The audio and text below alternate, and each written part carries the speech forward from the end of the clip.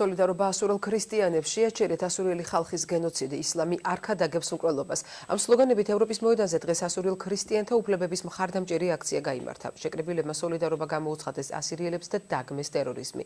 ასირიელთა მხარდასაჭერად მშვიდობიანი აქცია გაიმართა დედაქალაქშიც, პარლამენტთან სიმბოლურად სათამაშოები მიიტანეს და ხელისუფლებას ასირიელი ბავშვებისათვის თავშესაფარი სთხოვეს. აქციები დღეს საქართველოს სხვა ქალაქებშიც გაიმართა და ის ყველგან 17 საათზე დაიწყო. ჩვენ ამ აქციით ხმას უჭერთ ჩვენ ხალხს ასირიული დროშებით და წარწერიანი მაისურებით ბათუმში მცხოვრები ასირიელები იმ აქციაზე მოვიდნენ, რომელიც რელიგიისთვის შეწირული ბავშვების მხარდასაჭერად მოეწყო. ძალიან განვიცდი ამ ფაქტს. არა იმიტომ რომ ვარ ასირიელი, უბრალოდ ეს არის ეს ცუდი სიტუაცია და ცუდი ფაქტი შეეხება ადამიანებს. ჩემი სისხლია და მე ნერვიულობ ამის გამო, რომ ბავშვები ტანჯებიან, წვავენ, იმიტომ რომ ჩვენ ქრისტიანები ვართ.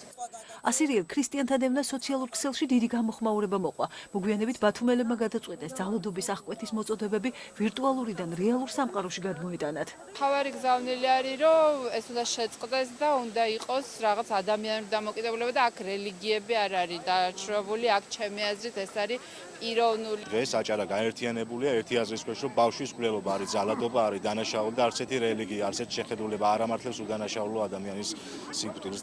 განსხვავებული რელიგიური, პოლიტიკური და საზოგადოებრივი შეხედულებების ასობით ადამიანი ბათუმში ევროპის მოედანზე ერთმა იდეამ გააერთიანა: რელიგია არ ქადაგებს მკვლელობას. მკვლელები არ შეიძლება იყვნენ რელიგიური ნიშნით დაყოფილი. მე ვაცხადებ აბსოლუტურ პროტესტს, არა მარტო მე, არამედ თითოეული ადამიანი, რომელთა ძალიან უჭირთ ახლა გამოთქვათ და ილაპარაკონ აი იმ ბარბაროსობაზე, რაც ხდება ზოგადად ახლა მსოფლიოში. პარლამენტის კიბეებზე დალაგებული საბავშვო თოჯინები თბილისის აქციის მონაწილეებმა წარმოიდგინეს მსოფლიოს სათამაშოებით სავსე და ბავშვების გარეშე. გადავარჩინოთ ბავშვების სიცოცხლე, გაუგზავნოთ მესიჯი მსოფლიოს, რომ ყველამ ერთად ამოვიღოთ ხმა და დავგმოთ ის საშინელება, რაც ახლო აღმოსავლეთში ხდება. ძალადობის საწინააღმდეგო პლაკატებით მოსულ ადამიანებს შორის ბევრი საქართველოში მცხოვრები ასირიული სათვისტომოს წარმომადგენელი იყო. ძალიან ცოტანი ვართ, ძალიან და ჩვენ დღემდე გვაქვს შენარჩუნებული ენაც, რწმენაც, ყველაფერი, ხო ჩვენი ტრადიციები და არ მინდა რომ ეს ჩაიშალოს. უნდა შეჭერდეს ეს ასეთი ინფორმაციული ვაკუუმიც, რაც აქ ჩვენთან არის სიმემრეში აქვს ადგილი. აქციაზე მოვიდა ასირიელების სულიერი მოძღვარი მამა სერაფინეც. მოვედი, რომ ჩემი პოზიცია გამოვხატო, რომ ჩვენ ვგმობთ ყველანაირ ტერორს. თბილისისა და ბათუმის აქციების გზავნილის კიდევ ერთი ადრესატი საქართველოს მთავრობა იყო, რომელმაც ასირიელი დევნილები უნდა მიიღოს და მათი ცხოვრების ნორმალური პირობები უზრუნველყოს.